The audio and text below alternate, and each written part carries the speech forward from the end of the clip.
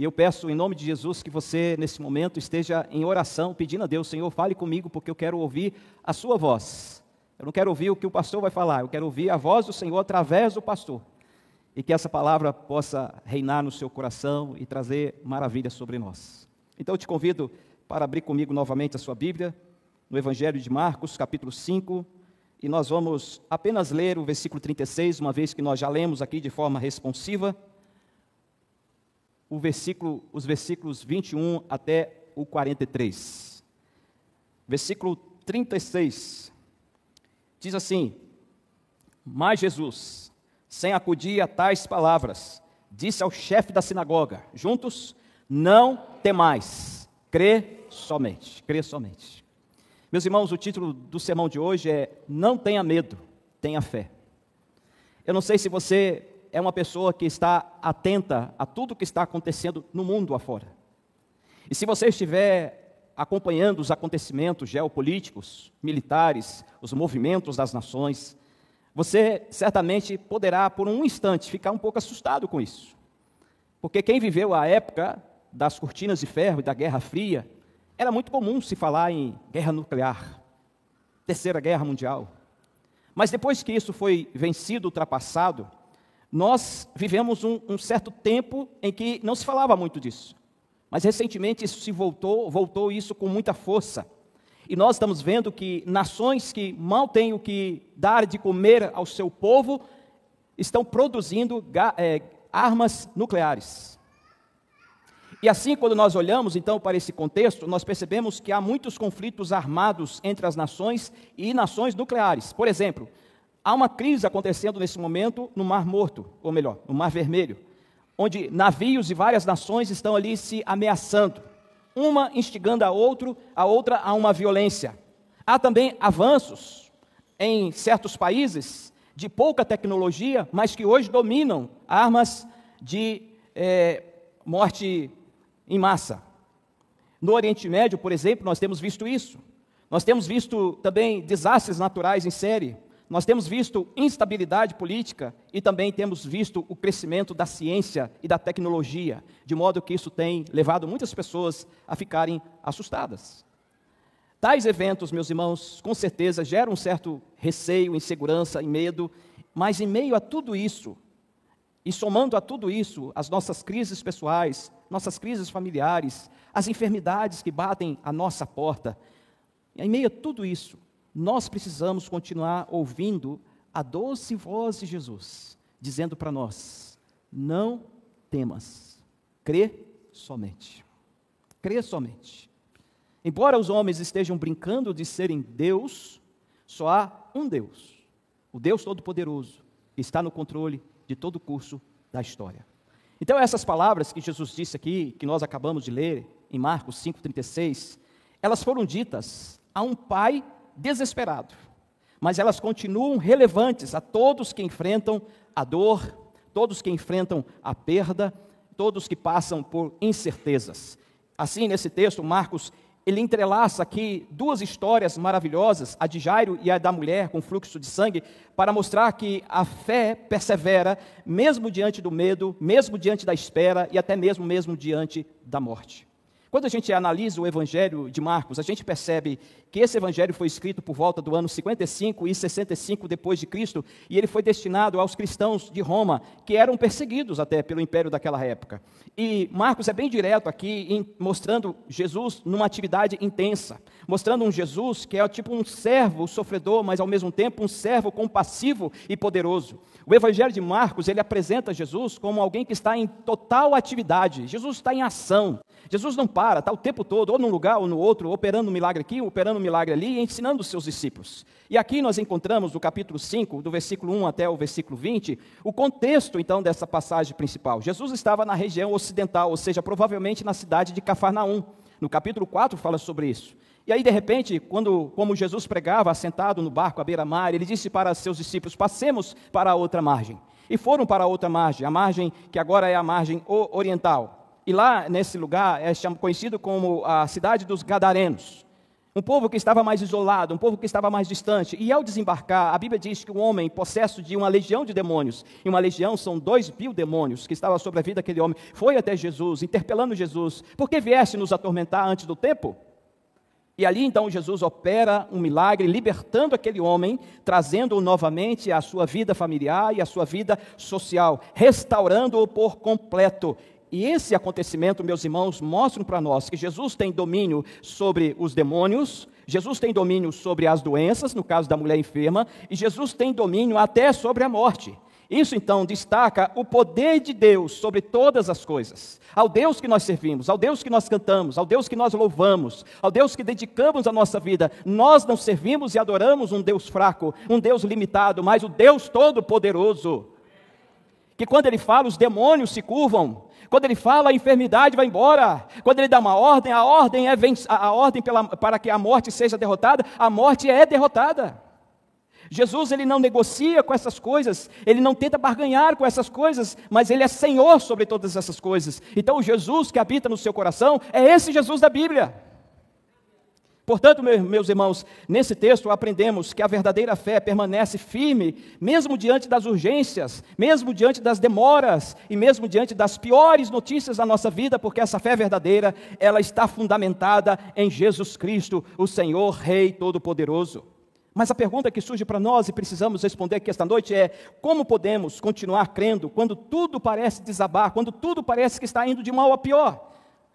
Não sei se é o seu caso, ou se você já passou por isso, aqueles dias maus, quando você tenta uma coisa e parece que vai melhorar e só piora, e a coisa vai piorando, e você ora, você chora, você clama, você faz até jejum, e parece que o céu está de bronze, parece que ninguém está lá, parece que não há resposta. E aí a pergunta que nós precisamos responder a nós mesmos é: como continuar crendo quando as circunstâncias nos apontam uma outra coisa?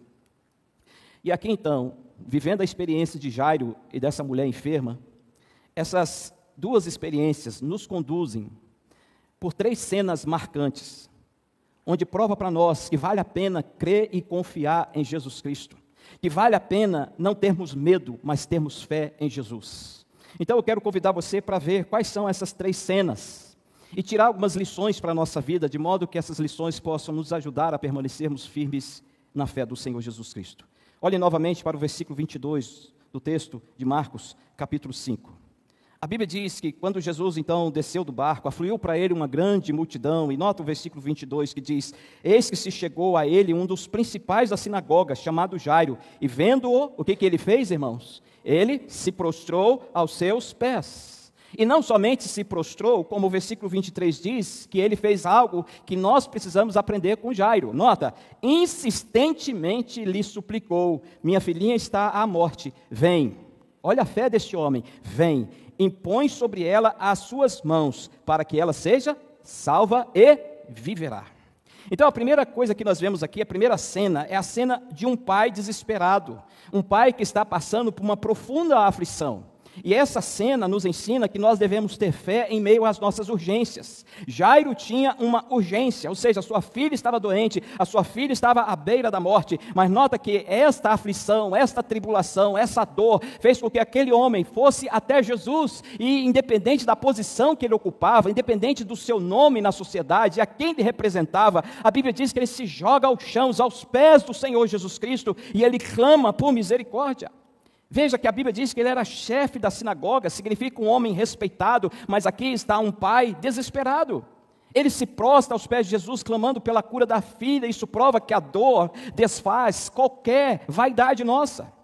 Ser chefe da sinagoga significa que era um homem super religioso, significa que ele era maioral dos fariseus, significa que ele era um intérprete da lei, significa que ele representava um sistema religioso judaico de muitos e muitos anos, significa que ele tinha um nome a ser zelado, que ele tinha uma autoridade sobre as pessoas. Mas nesse momento, Jairo, por causa da dor, ele se desfaz da vaidade de seu chefe, ele se desfaz da vaidade de ser alguém perante a sociedade, e ele se curva diante daquele que é o Deus diante de todo o universo. Meus irmãos, o sofrimento é muitas vezes uma ferramenta de Deus para trazer corações endurecidos até Ele. Às vezes você se pergunta, não, eu conheço uma pessoa que está passando por tantas dificuldades, tantas lutas, tantas tribulações, e eu não sei por que isso acontece com essa pessoa. Já parou para pensar que é a forma que Deus está usando para quebrantar o coração daquela pessoa, para aquela pessoa correr até Jesus e reconhecer que a vida e a salvação e a paz só pode ser encontrada em Jesus? Esse gesto de Jairo, de se prostrar, vindo de um líder da sinagoga, meus irmãos, tem um forte simbolismo para nós, porque demonstra um reconhecimento da autoridade de Jesus, uma profunda humildade diante da dor e uma fé prática e também pública. Jairo não queria saber o que as pessoas iam dizer a seu respeito, ele não queria saber se ele iria perder a sua posição de chefe, ele queria sim naquele momento reconhecer quem era Jesus. E nós aprendemos que é o abandono do orgulho e uma entrega sincera é que verdadeiramente busca socorro em Cristo Jesus. Quem sabe há entre nós alguém ou alguém nos assistindo que tem passado por muitas lutas e tribulações e ainda não parou para pensar que isso deve ser ferramenta de Deus para te aproximar de forma quebrantada ao nosso Senhor Jesus Cristo. Mas nota que coisa maravilhosa, embora fosse um homem de um time que era contra Jesus, que jogava contra Jesus, o versículo 24, que é um versículo fabuloso, que eu creio que você pode memorizar o versículo aqui. Se você nunca memorizou um versículo da Bíblia, está aqui agora, você pode fazer isso, tá bom? Porque diz aí o versículo 24, apenas a parte A do versículo, Jesus foi com ele. Jesus foi com ele. Significa que Jesus não mede o valor das pessoas pela posição, mas pela sinceridade da dor. Cristo o acompanha sem demora. Jesus não disse para Jairo, deixa eu primeiro resolver algumas coisas, eu estou atendendo primeiro os da casa de Israel, ou então estou atendendo aqui uma viúva, estou atendendo... Não, Jesus simplesmente vai com ele, e ele mostra para nós com essa atitude que Jesus se compadece da nossa dor. Jesus sabe onde dói em você, Jesus conhece as suas aflições, então nunca duvide de que Jesus está contigo, de que Jesus está acompanhando você todos os seus dias. Ele também caminha ao lado de todos os que o buscam com fé. Salmo 145, versículo 18, está escrito: perto está o Senhor de todos os que o invocam, em verdade. Assim como Jesus acompanha Jairo, Jesus também acompanha a todos que hoje também o invocam com sinceridade e com humildade. Meus irmãos, nossa fé muitas vezes nasce no meio de urgências parecidas com essa de Jairo. A humildade, no entanto, é que abre o caminho para um milagre. É quando nós reconhecemos que nós não temos mais nenhum poder, nenhuma autoridade, nenhum vigor, nenhum recurso, é que nós reconhecemos que há alguém maior do que nós, e esse alguém é Jesus Cristo. E quando nós fazemos isso, nós experimentamos de algo que nós não podemos produzir por nós mesmos. Portanto, o que nós podemos aprender com essa atitude primária aqui de Jairo, é que nós devemos levar a Jesus as nossas dores, sem reservas e também sem orgulho, mas com humildade. Esteja você enfrentando hoje dores difíceis, como por exemplo, a perda de um filho, a perda de um ente querido, um diagnóstico inesperado, cujos medicamentos não podem resolver de imediato o seu problema. Talvez você esteja enfrentando uma crise conjugal, ou a falência de um negócio que você tanto sonhou, ou quem sabe a solidão, ou uma depressão que te acompanha já por muitos anos. A Bíblia diz, meus irmãos, que nós podemos correr até Jesus, e devemos fazer isso com urgência, e entregar nas mãos dele, sem reservas e sem orgulho, que ele é poderoso para resolver tudo isso. Quando tudo parece urgente demais, e o coração se desespera, Jesus está ao nosso lado. Ele caminha conosco, assim como ele diz aqui o texto que ele foi com Jairo, Jesus também vai com você. Não importa a dor que você esteja sentindo, mas se você apresentar isso a ele, ele certamente te acompanhará. Como diz o Salmo 34, versículo 18, perto está o Senhor dos que têm o coração quebrantado e salva os de espírito oprimido. Você crê nisso, amado? Portanto, o desespero pode ser o ponto de partida para uma fé verdadeira. Pode ser o início de algo grandioso na sua vida. Pode ser o começo que você começará a ver o sobrenatural de Deus na sua casa, na sua família e em tudo que diz respeito a você. Portanto, não esconda a sua dor a Jesus, leve-a até Jesus, entregue aos seus pés, confia e descansa nele. Ele se importa com suas lágrimas, ele anda com você na dor e na tempestade, como nós cantamos aqui. Ele ouve o seu clamor, ele escuta o seu gemido, ele vê as suas lágrimas. Então corra para Jesus. Se você tem passado por isso, entenda que isso é uma urgência. Não deixe para amanhã, não deixe para depois, não tente se aperfeiçoar, mas vá como está. E eu tenho certeza que esse Jesus vai te receber como você está, mas ele vai se recusar a deixar você como está, ele vai melhorar você. Ele vai transformar a sua vida. Então, meus queridos irmãos, quando Jesus fala para Jairo, não tenha medo, não temas, crê somente. Nós devemos aprender com ele que essa fé verdadeira, ela surge em meio a certas urgências da nossa vida.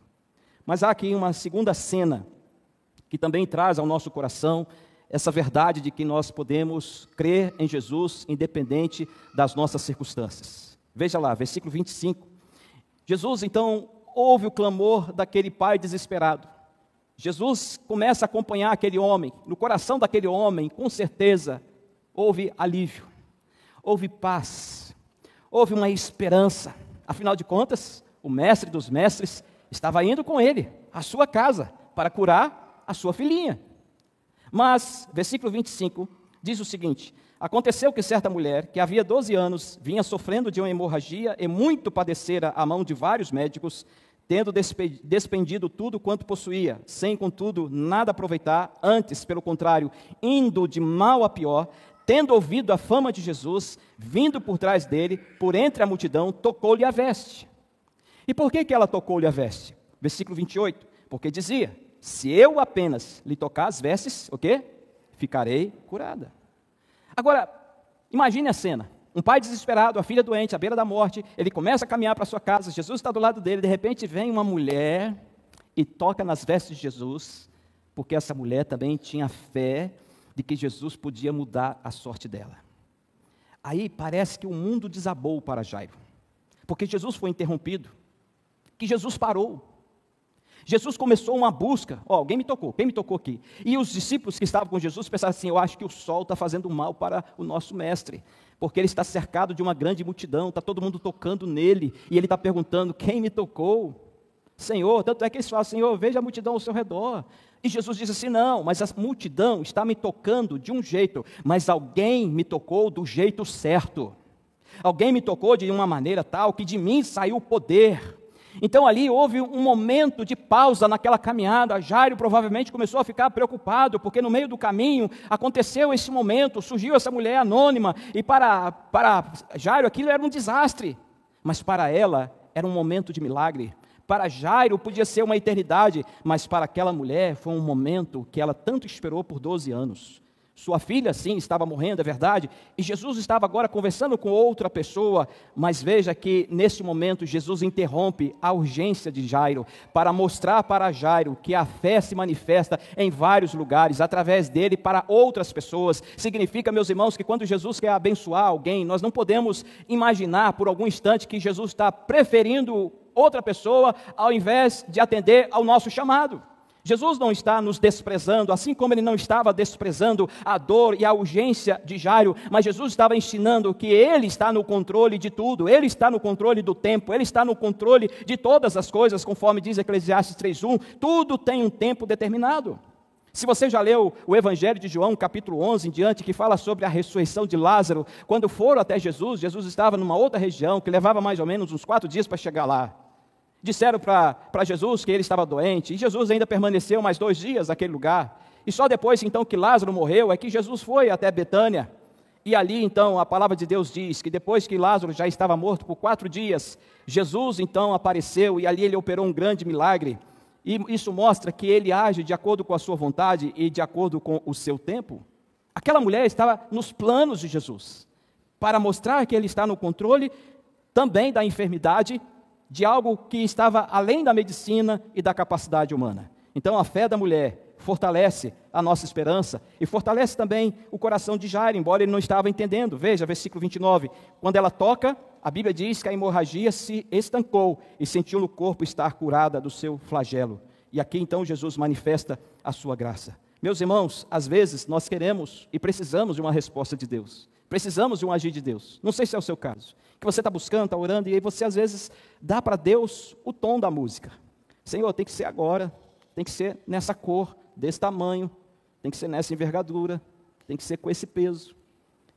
Deus, às vezes, eu fico imaginando, Ele ouve a gente orar, irmãos, e fica assim pensando, não sabe de nada, inocente. Eu sei o que eu vou fazer, eu sei o que eu vou operar, eu sei quando eu vou fazer isso, eu tenho tudo sob controle, eu vou manifestar a minha glória e você verá que eu sou Deus. Ao curar aquela mulher, Jesus estava dizendo para Jairo: veja, Jairo, a fé ainda funciona, confie em mim, continue confiando, não temas, crê somente, confia. Como diz Hebreus 11, versículo 6, é necessário que aquele que se aproxima de Deus creia que Ele existe e que se torna galardoador dos que o buscam. Não basta apenas você crer na existência de Deus, mas é necessário que você se aproxime dEle e acredite que Ele é poderoso para fazer os impossíveis que os homens não podem fazer. Então, às vezes, parece que Jesus está até demorando, parece que Jesus não está muito se importando com a nossa urgência, com a nossa dor, mas lembre-se, Deus sabe de todas as coisas e Ele age não segundo a nossa pressa, não segundo o nosso critério, o nosso padrão, mas segundo o plano perfeito dEle. E o silêncio de Deus, meus irmãos, não é indiferença, mas é a preparação. Ele não se atrasa, Ele governa, Ele não falha, mas Ele age. Então, a pausa de Jesus aqui pode ser a preparação para algo maior. E como nós vimos na vida de Jairo, foi algo maior. Da mesma forma, talvez você esteja vivendo esse momento da pausa, em que parece que Jesus está demorando. Não se desespere, esse é o tempo da preparação, porque algo maior virá sobre a sua vida. Deus nunca se apressa, mas Deus também nunca se atrasa. Por isso que nós podemos falar com alegria, Romanos 8, 28, sabemos que todas as coisas daqueles que amam a Deus, daqueles que foram chamados segundo o seu propósito. Portanto, meu querido irmão, confie, o Senhor do tempo está agindo e o fim será para a glória dEle. Será para a glória dEle. Portanto, leve a Jesus as suas urgências. E por mais que às vezes no caminho Ele vai parar para atender outras necessidades, Ele não se esqueceu de você. Ele não se esqueceu de você. Portanto, essa é a segunda cena. A primeira cena nós vimos Jairo, chefe da sinagoga, correndo até Jesus, se prostrando aos seus pés e pedindo para que ele fosse à sua casa para curar a sua filha. A segunda cena é que enquanto Jesus estava indo para a casa de Jairo, uma mulher que sofria de uma hemorragia há 12 anos e que havia tentado de tudo e estava indo de mal a pior, pela fé ela pensou: se eu tocar apenas em suas vestes ficarei curada, e algo sobrenatural aconteceu na vida daquela mulher. Mas há uma terceira e última cena nessa história que também traz para nós grande conforto e alegria. O que nós vemos aqui, tenha fé, nós podemos e devemos ter fé, mesmo diante das piores notícias. Quer uma notícia pior do que você receber de alguém a informação de que um filho seu morreu? De que uma filhinha, sua filha única, morreu? Meus irmãos, versículo 36, ele está no momento em que, enquanto Jesus então continuou a sua jornada, alguém vindo da casa de Jairo disse para ele, e parece que falou em voz bem alta, para que todos pudessem ouvir. Ele disse assim: tua filha já morreu, a tua única filhinha, que você tanto ama, tua filhinha já morreu, por que ainda incomoda seu mestre? Está vendo que ele não vai resolver mais o seu problema? Está vendo que passou o ponto da oportunidade? Vamos para casa, Jairo, vamos preparar o velório, vamos lá poder consolar a sua esposa, vamos lá chorar junto, Jairo, porque olha, sua filha já morreu, não incomodas mais esse mestre, porque esse mestre parece que não está muito interessado nos seus problemas. Meus irmãos, nós temos que lembrar que as más notícias não podem anular a nossa fé, embora as pessoas que chegaram da casa de Jairo disseram isso para ele. Jesus diz para Jairo, não importando aquelas palavras, não dando crédito àquelas informações pessimistas, negativas, dolorosas, Jesus apenas disse para Jairo: não temas, crê somente. Meus queridos, a palavra temas que está aqui no original grego significa que Jesus estava dizendo para Jairo o seguinte: Jairo, não fique aterrorizado, não fique paralisado com o medo, não deixe o medo te jogar no chão, descansa, crê somente. E a palavra crer aqui no original grego significa que é um verbo contínuo. Jesus diz para Jairo assim: não deixe que esse medo te paralise, te coloque no chão, pelo contrário, Jairo, continue crendo, continue confiando, continue acreditando que eu sou poderoso para impor as mãos sobre a sua filhinha e para a salvar e para a fazer viver novamente. Meus queridos irmãos, isso prova para nós que a palavra de Deus não falha. E em Hebreus 10, 23 está escrito: guardemos firme a confissão da esperança sem vacilar, pois quem fez a promessa é fiel.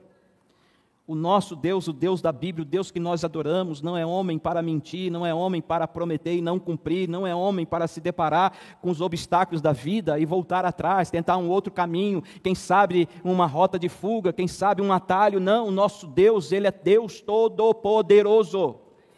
É o Adonai, é o Shaddai, é aquele que está acima de tudo e de todos. Por isso, nós não podemos andar como quem vive pelas circunstâncias, pelo contrário, andamos por fé e não pelo que vemos.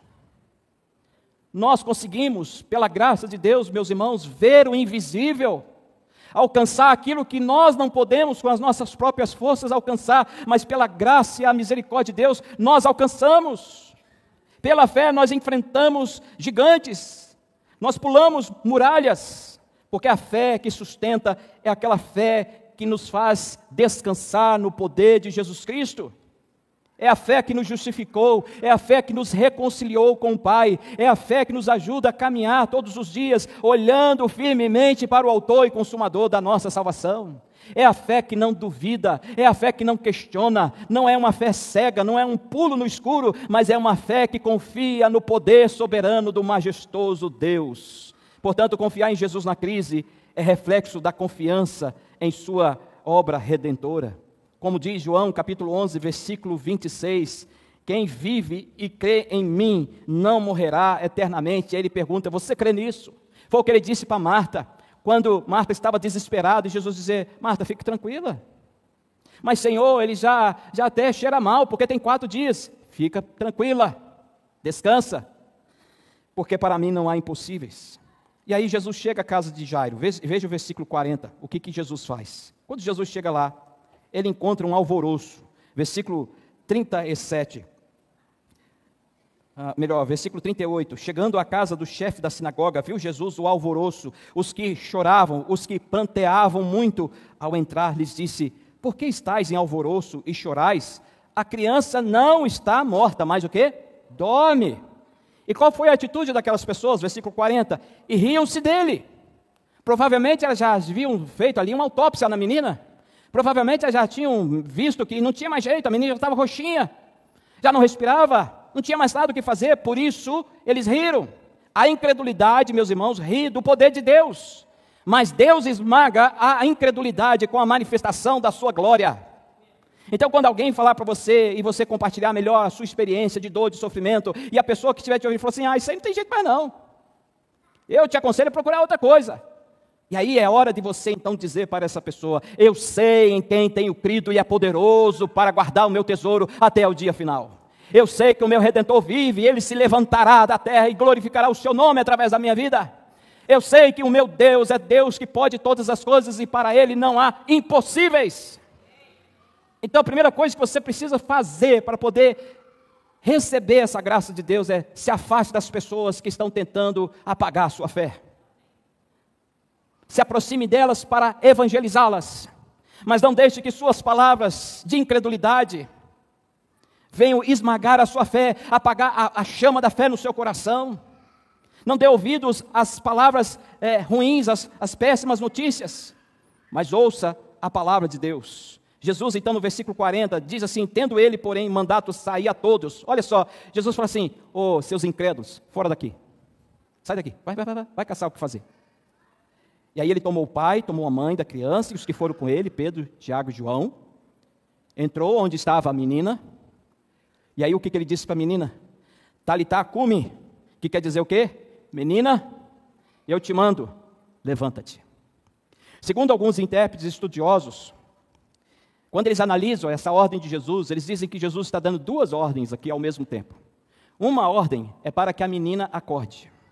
A outra ordem é para que a morte seja mais uma vez envergonhada e fuja dali. Jesus está mandando a ordem, está dando a ordem para que a morte vá embora e está dando a ordem para que a menina se levante, mostrando que para ele não há coisa que possa ser difícil. Então ele age de forma soberana e reforça o que ele disse para Jairo enquanto eles estavam caminhando para a sua casa. Não tenha medo, crê somente. Meus irmãos, versículo 41 e 43, então mostra para nós que Jesus, ele vence a morte com uma só palavra. Jesus toma a menina pela mão e ele transforma aquele lamento em celebração. Ele transforma aquele funeral em uma festa. Ele transforma aquela dor em alívio. Ele transforma aquele desespero em um cântico de louvor ao nosso Deus. Ele transforma aquele dia nublado em um dia ensolarado, de um céu azul, de um céu cheio de esperança. Ele transforma os impossíveis dos homens em algo possível para Deus, mostrando que Ele tem autoridade até mesmo sobre a morte. Então eu tenho certeza que os nossos problemas, as nossas crises, tribulações, angústias, não podem ser maior do que a morte. E se Jesus, como Ele tem autoridade sobre a morte, logo Ele tem autoridade sobre os seus e os meus problemas também. Isso me faz lembrar também de um outro momento em que Jesus estava saindo de uma cidade com uma grande multidão e diante dele estava vindo uma pequena multidão com uma viúva, a viúva de Naim, carregando o esquife do seu filho, do seu único filho. Uma multidão estava em festa, cantando, porque Jesus estava ali, a outra multidão vinha chorando, e Jesus então para, e aquelas duas multidões se encontram, uma com alegria, outra com tristeza. Jesus se aproxima daquela viúva, ele se compadece daquela viúva, e ele diz assim para aquela viúva, em Lucas capítulo 7, não chores, não chores. Como assim? Jesus é meu único filho, eu sou viúva, num contexto em que as viúvas não têm voz, não têm direito, como assim não vou chorar? E Jesus então se volta para o jovem, e diz para aquele jovem o seguinte, jovem, eu te mando, levanta-te. E a Bíblia diz que aquele jovem se levantou. Agora não tem mais uma multidão de alegria e uma multidão de tristeza, porque aquilo que antes era tristeza se transformou em celebração. Agora as duas multidões se encontram e as duas estão celebrando o Deus da vida. O Senhor, Deus Todo-Poderoso. E a Bíblia, meus irmãos, é bem claro para nós, que o choro pode durar uma noite, mas a alegria vem pela manhã. Isso mostra para nós o que também está escrito em 1 Coríntios 15, 52, que vivemos na expectativa da volta do Senhor Jesus Cristo, na expectativa de que um dia estaremos com Ele, já livres de toda dor, de todo sofrimento, já livres de todo choro, que a Bíblia diz que nenhuma lágrima sequer rolará dos nossos olhos quando estivermos na presença do Senhor Jesus Cristo. E a Bíblia diz que num momento, num abrir e fechar dos olhos, ao ressoar da trombeta, da última trombeta, os mortos ressuscitarão incorruptíveis. Então esse corpo mortal que sofre a dor, sofre a aflição, sofre as tribulações, as angústias da vida, nunca mais sofrerá essas coisas. Porque essa é a palavra de Deus, ela é infalível. Portanto, a fé verdadeira permanece mesmo em dias, diante das piores notícias da nossa vida. Mas não valorize demais as vozes negativas que tentam abalar a sua fé, que zombam e que tentam nos desanimar de nos aproximar cada vez mais de Deus. Jesus, meus irmãos, conforme nós vimos, Ele não age conforme o desespero ou o sentimento das pessoas, mas Ele age conforme o seu poder e a sua vontade. Por isso Ele está dizendo para nós esta noite, não temas, crê somente. Não tenha medo, tenha fé, porque tudo é possível ao que crê. Portanto, confie em Deus, meu amado. Não ande ansioso de coisa alguma. Em tudo, porém, sejam conhecidas diante de Deus as vossas petições, e a paz de Deus guardará o vosso coração e a vossa mente em Cristo Jesus. Meus irmãos, a fé não é cega, porque a Bíblia diz em Lucas 1,37, porque para Deus não haverá impossíveis em todas as suas promessas. Meu querido, eu pergunto a você esta noite, você que está aqui, você que está nos assistindo, quais são os seus impossíveis hoje? Quais são as suas urgências? Quais são as coisas que têm roubado a sua paz? Que têm te jogado no chão? Que têm desesperado o seu coração, de modo que você não consegue mais viver tranquilamente? E eu digo uma coisa para você, não importa o que seja, não importa o tamanho dela, não importa a dimensão dessa dificuldade, importa saber que para Jesus não há nada difícil, não há nada que Ele possa resolver. Então, com urgência, assim como Jairo, corra para Jesus. Apresente a Ele o seu problema. O problema de Jairo era que sua filhinha estava tão doente à beira da morte. Talvez o seu problema, a sua urgência, seja uma enfermidade, seja uma crise conjugal, seja um problema familiar, seja um problema profissional, seja um problema de relacionamentos. Deus sabe qual é o seu impossível, mas esse Deus está aqui entre nós. E Ele também pode dizer para seus impossíveis: Talitá cumi, levanta. Quem sabe seus sonhos estão frustrados, seus planos foram destruídos. Quem sabe a alegria da salvação está tão pequena na sua vida que a chama está quase se apagando. Esse Jesus está aqui para soprar a chama do Espírito Santo no seu coração e revitalizar a sua fé, aumentar a sua confiança, porque Ele está dizendo para nós aqui esta noite: não temas, crê somente, confie em mim, continue confiando. Não importa as circunstâncias, não importa se os homens vão brincar de bombinhas pelo mundo, importa saber que o nosso Deus está no trono. E Ele tem a última palavra sobre todas as coisas. Amém, irmão?